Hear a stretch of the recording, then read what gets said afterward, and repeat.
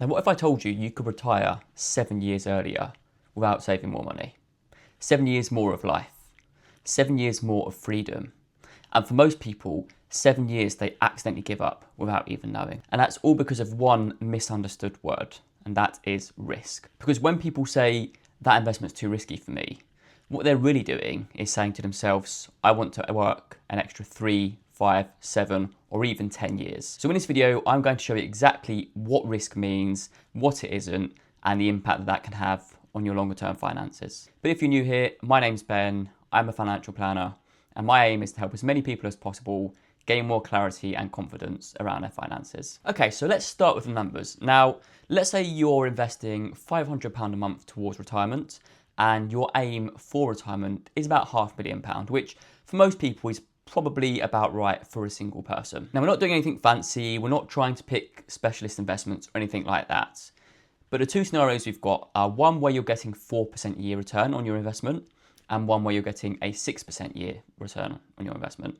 Now, I think for most people, they look at this and think, okay, well, it's only 2% more. So how much difference can that actually make over the long term? So if you're getting a 4% return each year on your investment and you're saving £500 a month, it's going to take you about 37 years to get to that £500,000 mark. Now, let's say instead you're getting a 6% return over that same time frame.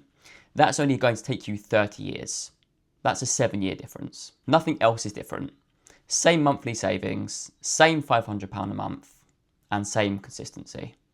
The only difference is a 2% return year on your investments. Now, the reason that 2% exists is because of risk. So let's actually unpack what risk means, because this is an area which is really misunderstood. So really, there's only one way to increase the longer term returns on your investments, and that is increasing your exposure to what we call growth assets. And really, this is what people think as risk. When we're saying increasing your exposure to growth assets, people think that is risky. Now, before you imagine gambling, before you imagine speculation, we need to fix one thing, because typically this is what people think of when we talk about risk, and it's quite clearly not the case. So when people hear more risk, typically they think of going from having all your money in a savings account to putting all your money on red or black in Las Vegas. And that could not be further from the truth. So what do I mean by this? So when you invest in a global index fund, which is what most people will be doing within their pensions or their investments, you are buying small pieces of companies from around the globe. Now, for you to permanently lose everything, which is a big concern that a lot of people have when it comes to investing, you are basically saying that the entire global economy would have to collapse. Now, quite clearly, if this did happen, your pension and your investment is going to be the last of your concerns. So when we talk about risk when it comes to investing, we're not talking about the permanent loss of your savings.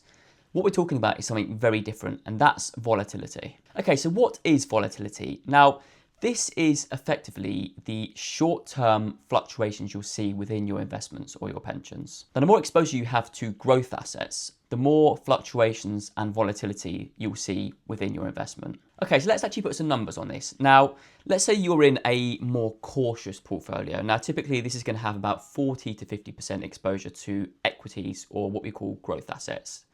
Now, typically in a bad year, this is probably going to be going down by anywhere between 10 to 15% on average. Now, if we take a more balanced approach, so with that, you're looking at maybe 60 to 70% exposure to growth assets.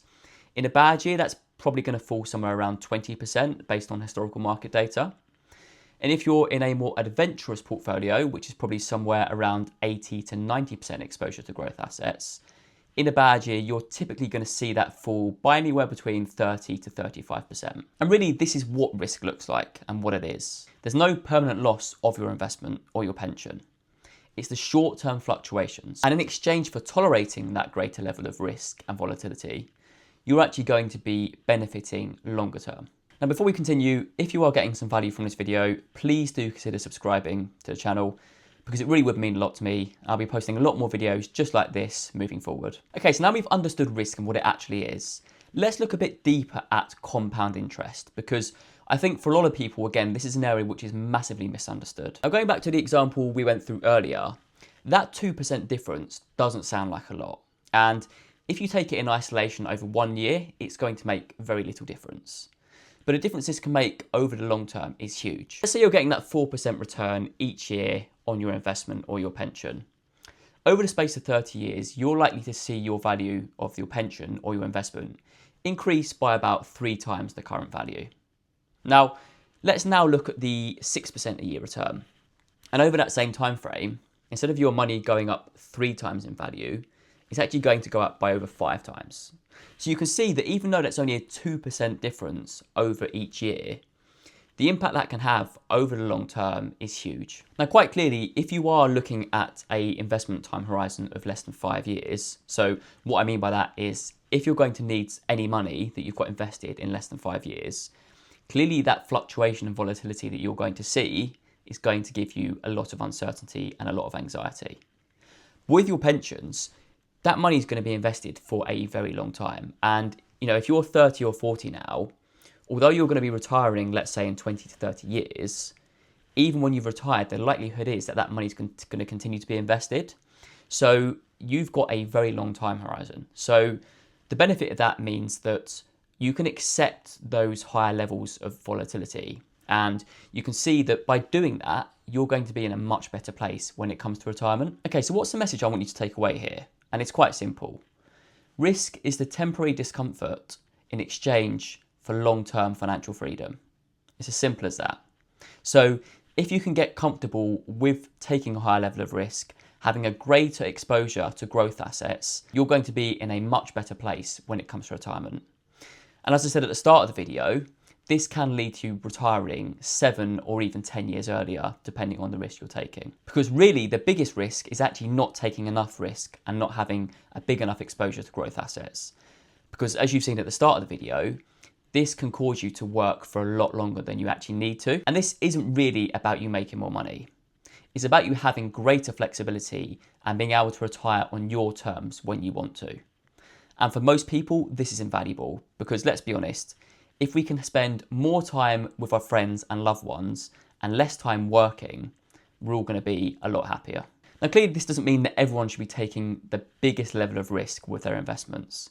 It's still got to be aligned to your investment time horizon and how comfortable you are with taking that investment risk and your ability to actually sit there in the uncertainty when that value does inevitably drop over the short term. Anyway, I hope you enjoyed the video. I hope you got some value from it. As ever, if you did, please do consider liking the video and subscribing to the channel for more videos like this in the future.